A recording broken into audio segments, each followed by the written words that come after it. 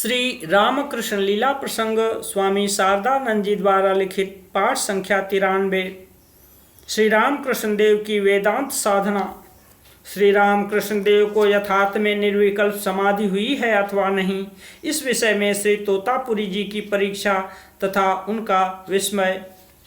इस प्रकार से श्री रामकृष्ण देव के समाधिस्थ होने पर श्री तोतापुरी जी बहुत देर तक उनके समीप बैठे रहे।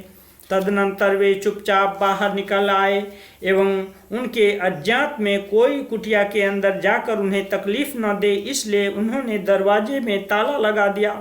तदुपरांत कुटिया से कुछ ही दूरी पर पंचवटी के नीचे अपने आसन पर बैठकर दरवाजा खोल देने के लिए श्री रामकृष्ण देव के आह्वान की प्रतीक्षा करने लगे।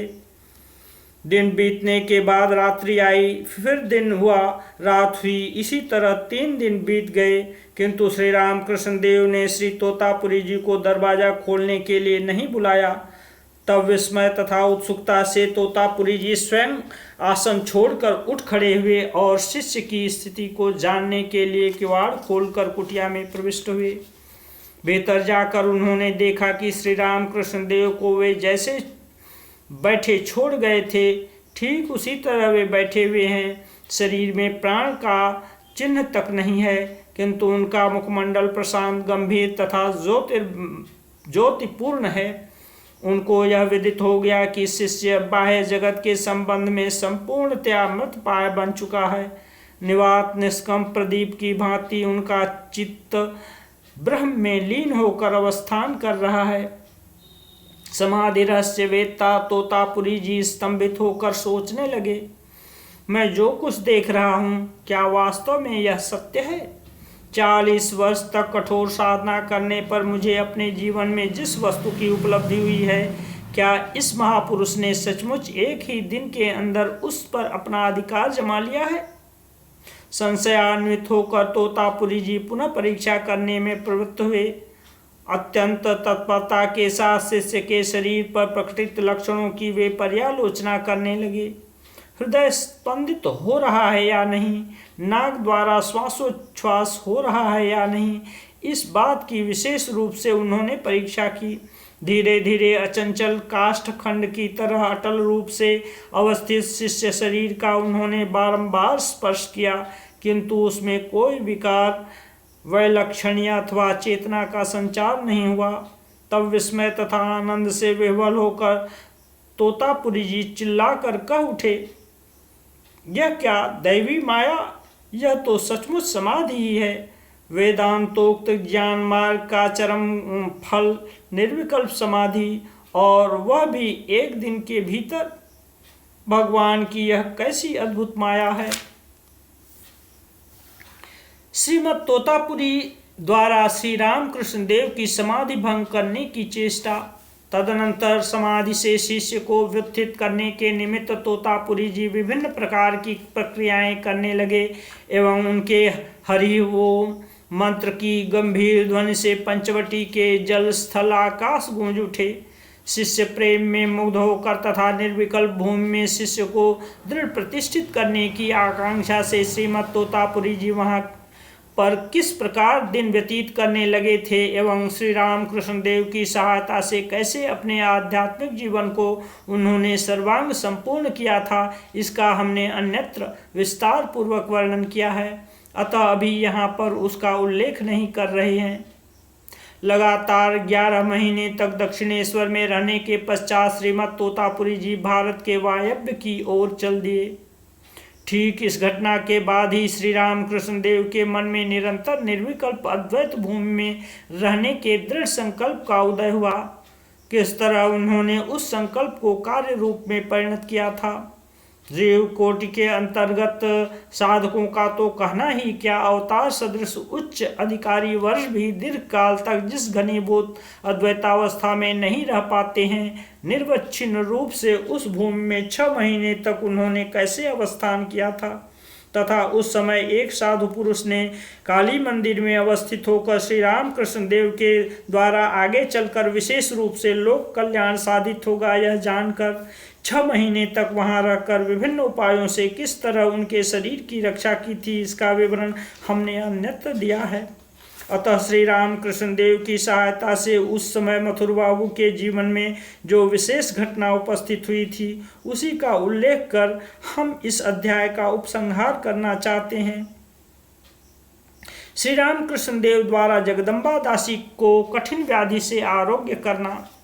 श्री राम कृष्ण देव के भीतर नाना प्रकार की दैवी शक्तियों का दर्शन पाकर पहले ही से उनके प्रति श्री मथुरा मोहन की श्रद्धा भक्ति विशेष रूप से वर्धित हुई थी।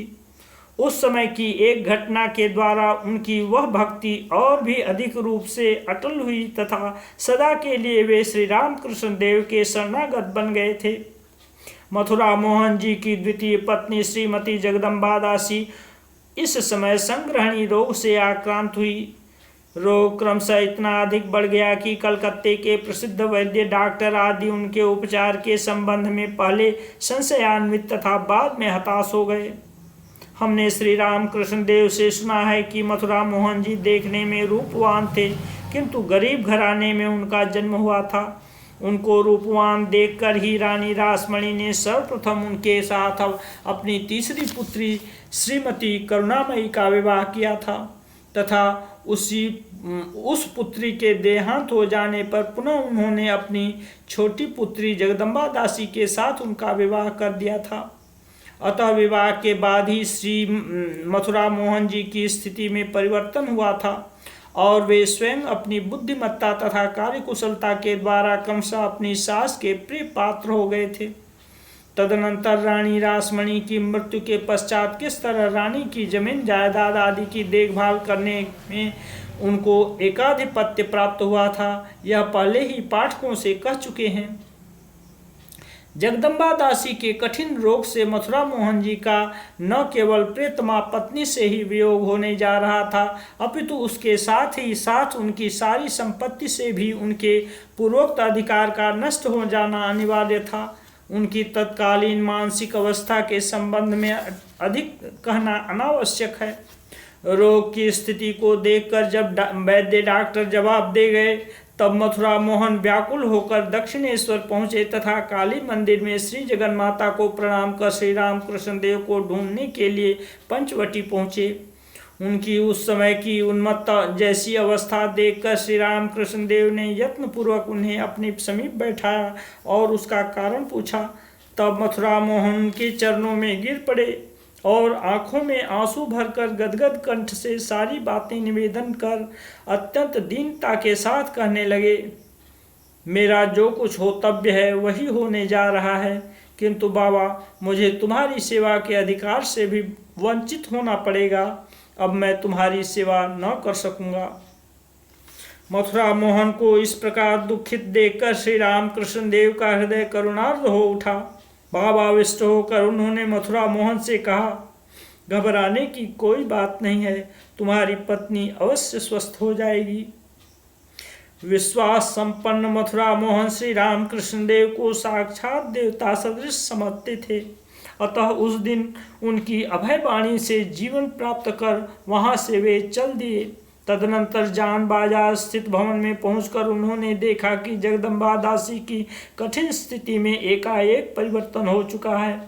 श्री राम कृष्ण देव कहते थे, उस दिन से जगदम्बा दासी का रोग धीरे धीरे घटने लगा और उसके उस रोग का भोग अपना शरीर दिखाकर इस देह पर होता रहा।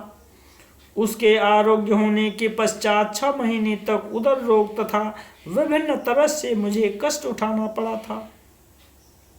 एक दिन श्री राम कृष्ण देव ने अपने प्रति मथुरा मोहन की अद्भुत प्रेम पूर्ण सेवा का वर्णन करते हुए हमसे उपरोक्त घटना का उल्लेख कर कहा था, मथुर ने क्या वैसे ही 14 वर्ष तक सेवा की थी।